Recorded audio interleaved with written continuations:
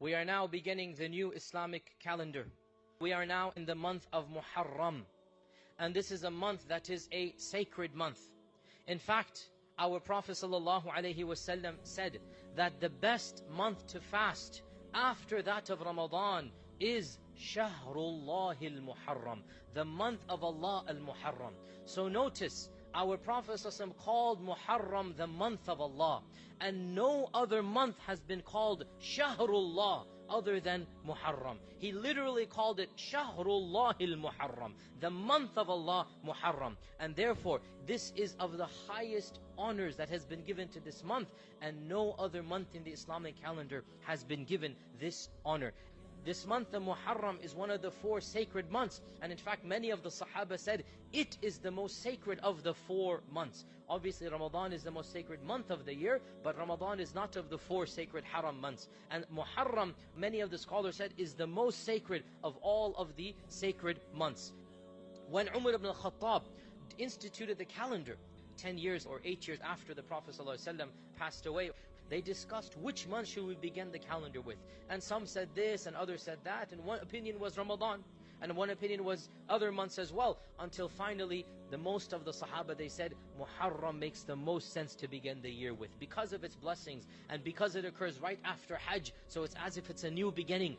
And so they decided that the first month of the year shall be Muharram. And so Muharram from that time onwards has always been the first month of the year.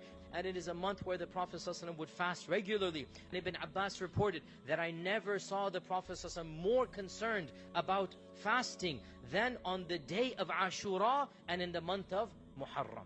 And the day of Ashura literally means the 10th, from Ashara.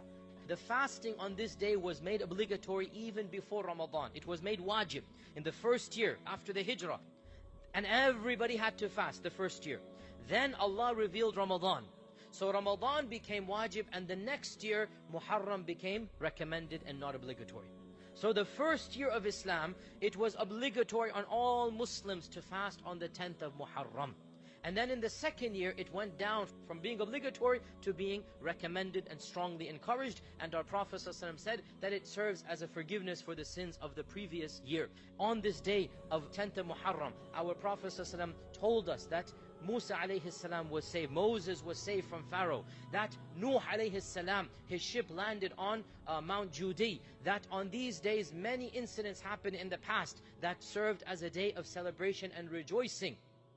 When our Prophet found out that the Yahud are fasting on the 10th of Muharram as well, even though the blessings of the 10th were predating the knowledge of our Prophet about the Yahud, when he found out that they were fasting because on this day they said Moses was saved and Pharaoh drowned, so we take it as a day of celebration. Our Prophet ﷺ said, we have more right to Moses than you do.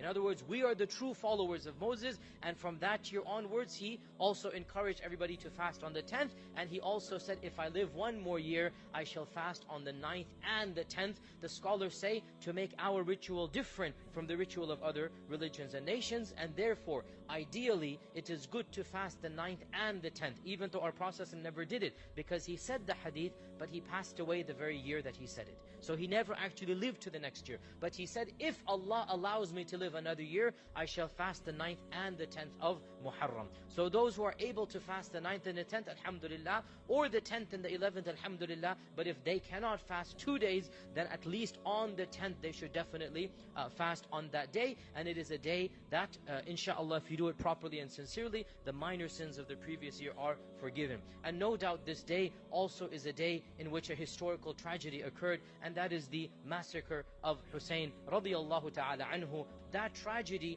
does not have anything to do with the sanctity of this day.